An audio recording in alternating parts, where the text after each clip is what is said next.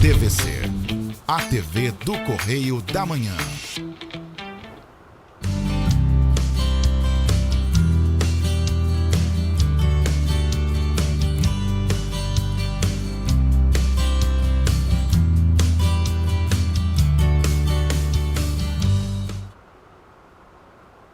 Olá, pessoal! O Rosina de AZ de hoje, desse domingo, está com uma novidade para vocês. Só que antes eu quero fazer um agradecimento emocionada ao Mateus. Eu conheci o Mateus ali na Igreja do Rosário e ele foi tão atencioso, tão carinhoso, que eu fiquei muito emocionada. E quero aproveitar e agradecer a toda a audiência que fala comigo na rua, que parabeniza o programa, e isso me faz muito bem. E eu quero agradecer e trazer para vocês cada vez mais informação e realizar um programa de melhor qualidade e bem interessante para cada um de vocês da nossa audiência.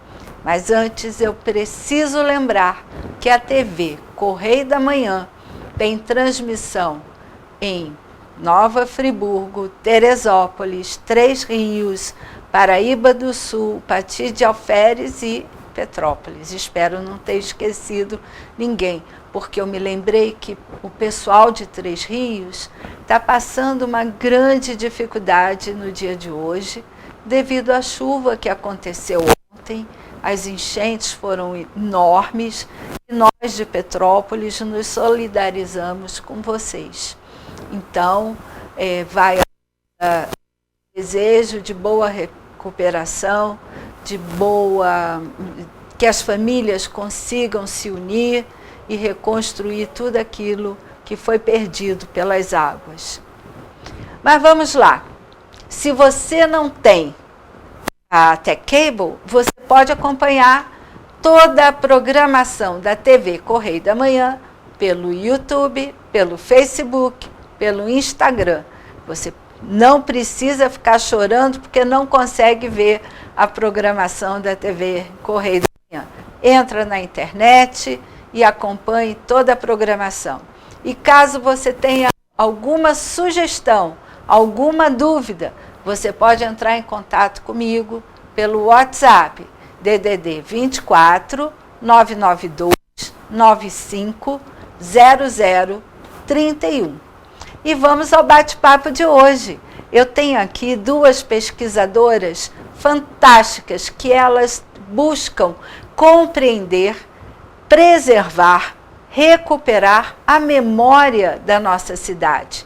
Como que se recupera a memória de uma cidade? Pela preservação da sua história, desde a fundação, da história da sociedade, da comunidade de pessoas que viveram e ainda vivem aqui, e pelo seu complexo arquitetônico, ou seja, as construções que constituem o patrimônio arquitetônico da cidade. E aí eu convidei hoje a Andresa Batista, que está aqui do meu lado, e a Ana Lúcia. Elas estão preparando, junto com a Raquel Vider, que vocês já conhecem, um seminário que vai acontecer na Casa Cláudio de Souza. E muito obrigada pela presença de vocês, e vamos explicar para a nossa audiência o que é esse seminário, como ele vai acontecer, como a pessoa pode participar, do que vocês vão falar e discutir, porque vai haver uma discussão a esse respeito. Se discute muito, derruba ou preserva, né? Conserva, restaura ou põe abaixo. E eu acho isso muito triste, porque, no meu entendimento, tudo que é bom tem que permanecer vivo e não derrubado. Com a palavra, Andresa. Bom, gostaria primeiro de agradecer aqui a oportunidade de estar aqui apresentando, né, o nosso trabalho, o Seminário Petrópolis Memória e Patrimônio, que é uma oportunidade de conversar sobre o debate atual da preservação, da memória da cidade de Petrópolis representada através da arquitetura, né, que é a nossa intenção, o nosso estudo. Esse trabalho vem sendo desenvolvido dentro da Fundação Casa de Rui Barbosa, e é um trabalho coordenado pela professora doutora Ana Pessoa, em conjunto com a professora Ana Lúcia. E então esse seminário ele vem como um desdobramento desse trabalho, e a nossa intenção é trazer mesmo um debate para a cidade sobre a memória, sobre os resquícios, né, dos períodos passados dentro da cidade. Principalmente o imperial, quando a cidade foi, digamos assim, oficialmente fundada, né? Também, assim, a gente começa analisando a arquitetura rural, né, que vem as primeiras ocupações da região, que são anteriores à venda de Dom Pedro. Isso. E dando continuidade ao período imperial, com as primeiras construções, a criação do Palácio Imperial e depois a Casa de Semanários, os projetos que estavam sendo elaborados para a cidade e não necessariamente foram construídos. Também é nosso objetivo entender esses projetos, né, para a cidade, e depois, posteriormente, até um período já, um início, essa transição do período imperial para o republicano, e também conseguir identificar essas construções que fazem parte, né, da memória da cidade. Sim, claro, é muito importante. Você tocou no fato dos projetos que haviam sido planejados, mas não foram executados. Eu me lembro, não sei se eu guardei a informação correta, porque tempo de escola já passou bastante, que Petrópolis havia sido a primeira cidade planejada do país. É verdade? Que Keller realmente planejou Petrópolis antes que alguma outra cidade no Brasil sofresse planejamento? Brasília foi planejada, mas em final da década de 50, inaugurada em 61. Mas Petrópolis, pelo Keller, pelo Frederico Keller. Eu não diria que foi a primeira cidade do Brasil planejada, porque antes dela, no século XVIII, a gente teve algumas cidades planejadas no período pombalino. Sim. Né?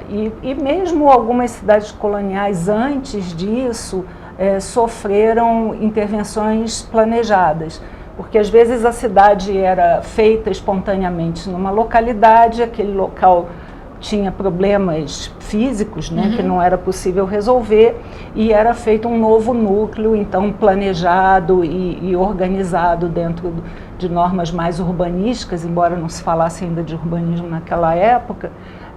Essas cidades existiram. Né? Mariana é um exemplo disso. Entendi. Mariana tem uma parte que foi uma urbanização espontânea e tem uma parte que foi planejada. Interessante. Então, e Recife? Sofreu isso também? Não, Recife não.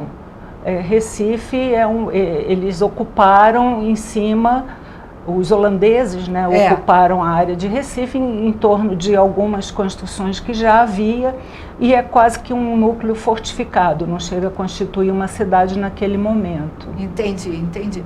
Não, isso é muito interessante, porque às vezes as pessoas acham, eu vejo ali a Roberto Silveira, a rua Roberto Silveira, só para o pessoal localizar, a rua onde tem o Clube Petropolitano. Né? Ela vai dar na Praça da Liberdade e na Boêmia, que assim todo mundo localiza. E muitas casas do período imperial foram demolidas e ergueram prédios. Né? No centro da cidade a gente tem muito isso, né? Essa demolição para a construção dos edifícios. E eu não sei até onde isso é bom, porque a cidade continuou crescendo e continuou crescendo desordenadamente. Sim. Por que os prédios não foram crescendo para os bairros e o centro foi preservado? Porque o bom é estar no centro, né? No momento em que eles começam as demolições, o centro de Petrópolis é bastante vivo ainda. Né? Mas o centro é onde está o comércio, onde chegam as principais vias de entrada na cidade, tudo converge para ali. E os edifícios de maior status também costumam estar no centro. No caso de Petrópolis, o mais emblemático é o Palácio Imperial. Né? Mas eu acho que eu tenho uma visão. Eu acho aquela que via ela é mais valorizada e infelizmente tende a ser a primeira coisa que vai embora. Economicamente, economicamente é o terreno mais valorizado da cidade. É uma pena, porque eu queria ver os casarões, né? Eu acho bonito. Eu admiro. As casas são lindas. As casas de Petrópolis, em especial, são muito lindas. E ainda existem nos bairros. Sim. E tem lugar nos bairros que a gente vê que poderia ter sido erguido, então, um edifício. Tem espaços livres, né? Exatamente. E agora vamos voltar lá para o seminário. Ele começa no dia 20, às 16 horas. Isso. Aí tem a abertura, começa as mesas, acho que a Ana Pessoa é a primeira a falar. Isso. Eu andei olhando o programa para ver se eu me entendi ali direitinho. E como a pessoa vai se inscrever? Como que ela faz isso? Ela pode chegar lá na hora para participar? Tem que ser inscrição antecipada? Bom, nós pedimos que as inscrições sejam feitas com antecedência. Nós temos um número limitado também para receber. Então, o evento vai acontecer na Casa Cláudio de Souza. Então, a gente pede para fazer a inscrição com antecedência através do e-mail seminariopatrimoniopetrópolis@gmail.com ou pelo telefone 24 99 318 6716. E como que, vamos supor, você falou, eu vou repetir, daqui a pouco a gente repete, mas vamos imaginar que a pessoa não conseguiu anotar na hora que está nos ouvindo. Como que ela localiza isso? Está na internet? Está na página da Casa Cláudio de Souza? Isso vai ser divulgado no Instagram da Casa de Rui Barbosa também. A gente tem já programado uma publicação que pode ser encontrada através de lá. Mas na Casa de Rui Barbosa. Mas isso. não na Casa Cláudio de Souza aqui em Petrópolis. Será que vai ter essa divulgação? Não sei, a Raquel comentou. Então vamos pensar nisso que dá tempo. Dá tempo. Isso tem que estar lá. Desculpe, a pessoa que chegar lá pode se inscrever, não é? Se tiver lugar. Né? O problema é que a gente tem um auditório pequeno, com número limitado. Eu conheço muito limitado. Aí começa às 16 horas do dia 20 e termina que horas no dia 20? No dia 21 nós temos, no dia 20 mesmo nós temos a última mesa que acontece às 19, ela inicia às 19. E essas mesas elas acontecem com algumas apresentações entre 20 e 30 minutos e no final o debate. E a gente encerra assim. E no dia 21 nós temos novamente. Começa, aí 21 é sábado. Todo mundo pode ir, tá? Não precisa, se inscreva, porque tem que ter lugar. No dia 21 começa que horas? 10 ou 9 horas? Começa às 10 e encerramos às 17 com homenagens. E aí a primeira é a Dora Alcântara, né? Que é uma arquiteta bem reconhecida no campo e que fez um trabalho importante na preservação aqui de Petrópolis. Sim. Então, a gente encerra o evento dando um agradecimento, né, assim, pelo trabalho dela. Isso é bacana. Agora, me diz por que a Casa Rui Barbosa, que eu conheço, admiro o trabalho de lá, além dos jardins da casa, pelo menos eram maravilhosos, se envolveu com essa questão do patrimônio, memória e patrimônio em Petrópolis. A partir da própria Casa de Rui Barbosa. O estudo da arquitetura doméstica que a gente desenvolve teve início com o estudo da própria casa, onde está a fundação, né, que foi a casa de Rui mesmo, onde ele morou com a família. E a partir daí a gente participa de um projeto internacional que se chama A Casa Senhorial Anatomia dos Interiores. É um projeto que a gente faz em conjunto com pesquisadores portugueses e a gente estuda essa arquitetura do antigo Império Português. Então a gente estuda casas no Brasil, em Portugal, na Índia, nós estivemos na Índia agora esse ano. Em Goa, nas outras colônias portuguesas, para buscar padrões e colaborações que aconteceram entre esses diversos pontos. Então, a partir daí, nós começamos estudando o Rio de Janeiro, as casas ainda restantes e outras que já não existem mais, passamos para o século XIX, o Vale do Café, e dedicamos um capítulo especial para Petrópolis, que é uma cidade... Então faz parte de uma pesquisa muito Sim, maior, muito mais maior. ampla. E a intenção é preservar as casas. Sim, a gente chama atenção de novo para essas casas, não com o uso que elas têm atualmente, porque algumas são museu, outras são sede de fundação, outras são escola, hospital, mas com o uso que elas tiveram originalmente. A gente resgata a história dessas casas enquanto moradia. Pois é. É uma pena. É uma pena. Mas a gente, mesmo quando elas estão muito modificadas, a gente consegue encontrar aquele cerne da residência, da casa de família, que continua nessas história arquiteturas. De família que morou lá. Sim, a gente reconstitui a série de proprietários, a gente estuda essas famílias, a gente estuda imóveis que eles tiveram em diferentes lugares. Por exemplo, tem uma casa no Rio, uma casa em Petrópolis e uma fazenda. Né? Então, e era muito comum morar no Rio e veranear em Petrópolis. Isso. A minha família fez muito isso. Várias famílias. Né? Aliás, é uma coisa sábia. Escapar do calorão e vir para cá. Sim, aqui sempre foi muito agradável. Até que meu pai resolveu mudar para cá. Gente... Pena que o nosso tempo é muito curtinho. Eu tenho que agradecer a presença da Ana Lúcia e da Andresa aqui no Rosina de AZ e pedir a vocês que investiguem, entrem em contato, nós vamos repetir o telefone e o e-mail, se inscrevam, participem, vão lá escutar o quanto é importante preservar a história da cidade, das famílias que construíram a cidade. Não é só fazer festa para colono alemão, italiano, português, japonês, seja lá o que for. Qualquer tipo de colono que veio para cá ajudar na construção. A gente tem que preservar essa história porque é a nossa riqueza. Nós temos que ter uma história pessoal e uma história coletiva, preservada. Você não tem avô e avó que falam, no meu tempo. Isso é a preservação dos valores, das coisas que cada um viveu e aprendeu. E eu vou chamar agora o intervalo. Antes eu vou pedir para elas se despedirem, porque eu não vou fazer essa grosseria, e repetir o e-mail para inscrição. Por favor, Andresa. Bom, mais uma vez nós agradecemos a oportunidade de estar aqui divulgando o nosso evento, o nosso trabalho. Bom, as inscrições podem ser feitas através do e-mail seminariopatrimoniopetrópolis@gmail.com ou pelo telefone DDD 24 99 318 6716. Muito obrigada e no segundo bloco eu volto tirando dúvidas sobre o concurso de narrativas. Fique conosco.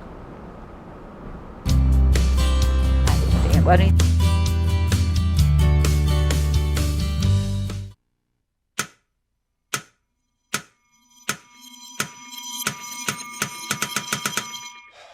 Cara, o que a gente tá fazendo, hein? Vamos falar um segundo sobre a gente? Sim, sobre violência contra a mulher, mas mais sobre a gente. Pensa nas mulheres que você conhece, nas mulheres próximas de você. Colegas de trabalho, vizinhas, amigas, as mulheres da tua família.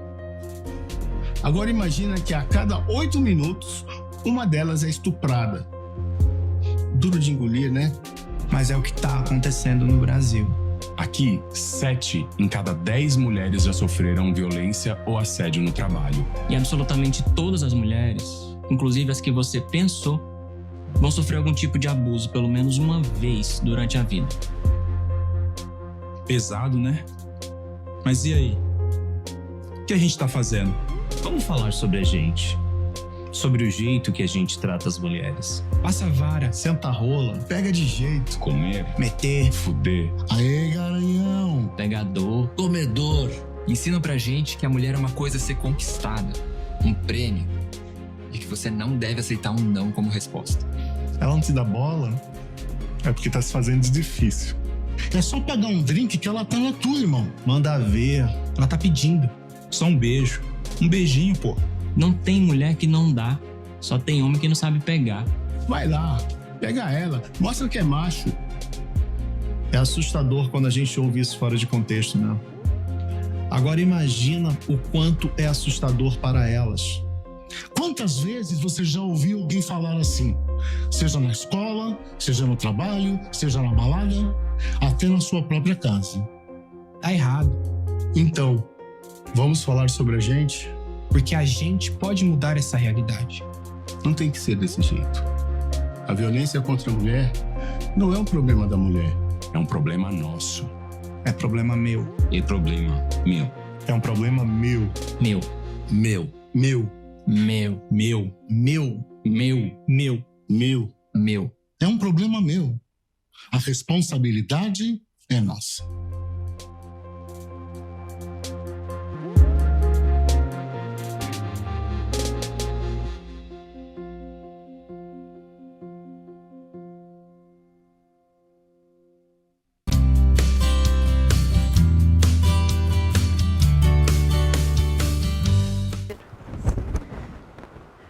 Rosina de Azê está voltando e no primeiro bloco nós conversamos com a Andresa Batista e com a Ana Lúcia, pesquisadoras que estão apresentando aqui, promovendo um seminário sobre memória e patrimônio na cidade de Petrópolis.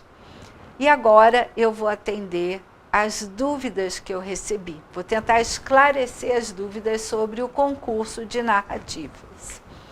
O concurso de narrativas, ele está já com as inscrições abertas.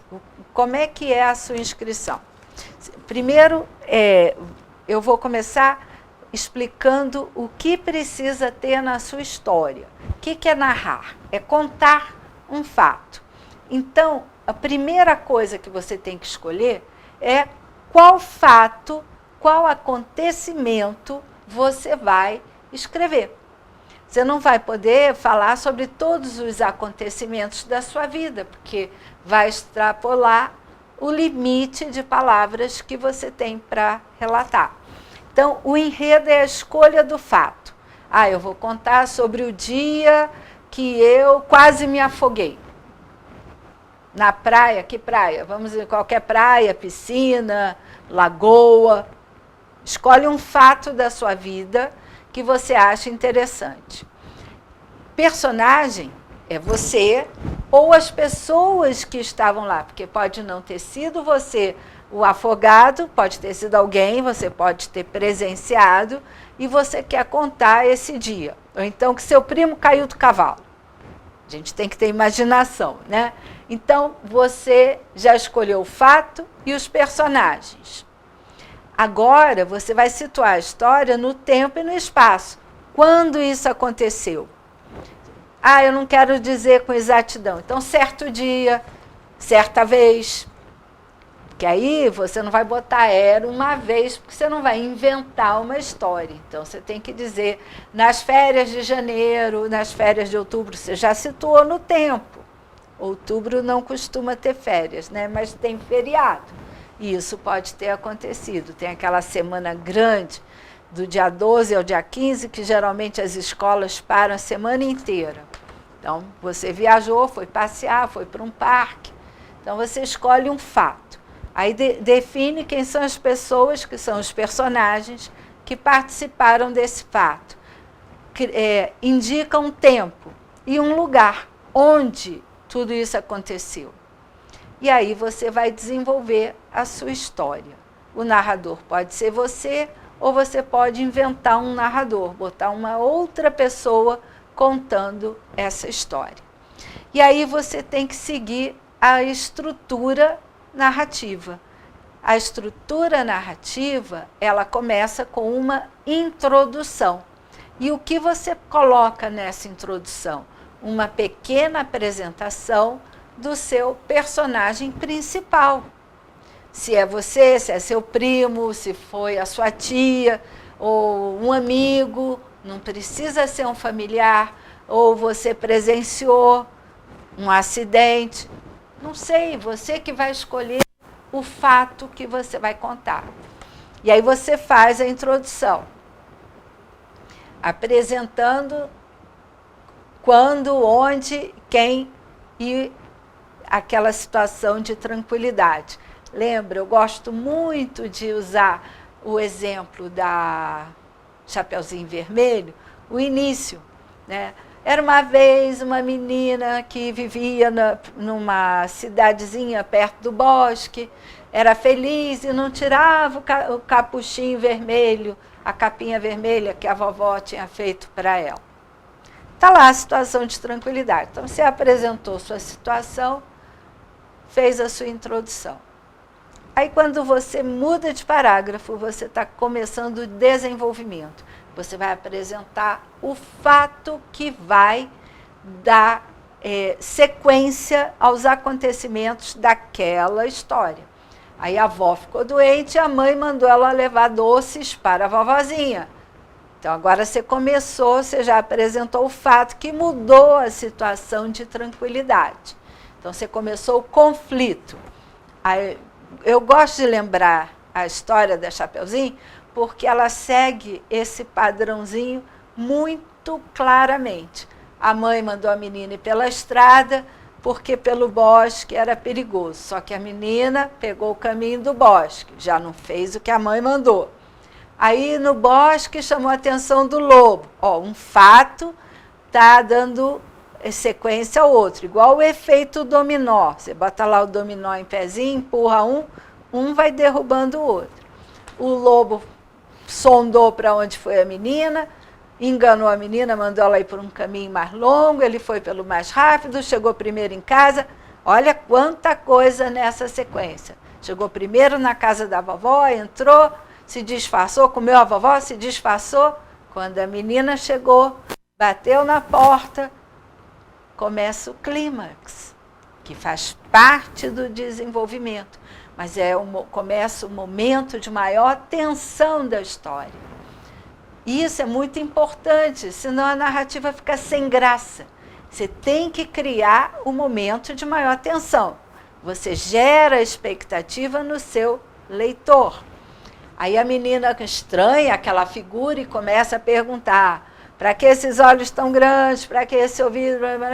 O momento de maior tensão é quando ela pergunta: para que essa boca tão grande? Se você conta a história para a criança pequena, elas gritam. Quando o lobo fala: é para te comer. Aí você não sabe o que aconteceu. Aí você vai mudar de parágrafo, porque você vai fazer o seu desfecho. No desfecho, você tem que resolver isso. Você não pode acrescentar fatos. Você vai resolver esse momento do é para te comer. O lobo comeu? Não. Chegaram os caçadores, entraram, arrebentaram a porta, prenderam o lobo, salvaram a Chapeuzinho. Acabou a história. A Chapeuzinho foi entregue à mamãe e eles viveram felizes para sempre. Você não tem que botar que ninguém viveu feliz para sempre. Mas o que eu quero mostrar é que a história acaba aí. Se você começa a contar outros fatos, você vai criar outro desenvolvimento, você já errou e já perdeu ponto na sua narrativa.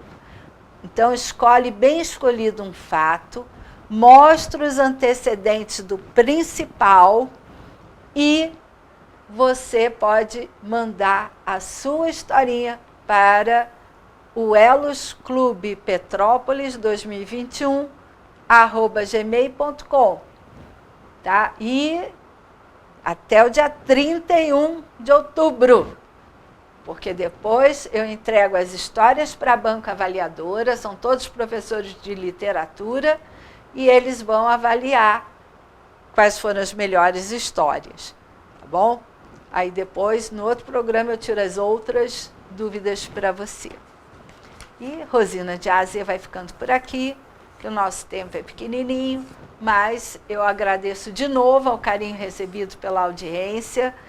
As pessoas me param na rua, eu quero agradecer, e em especial agradecer ao Matheus, que eu conheci outro dia na missa ali no Rosário.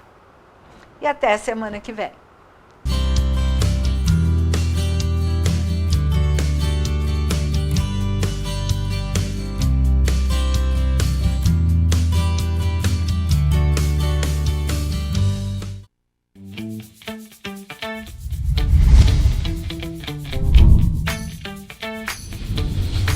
TVC, a TV do Correio da Manhã.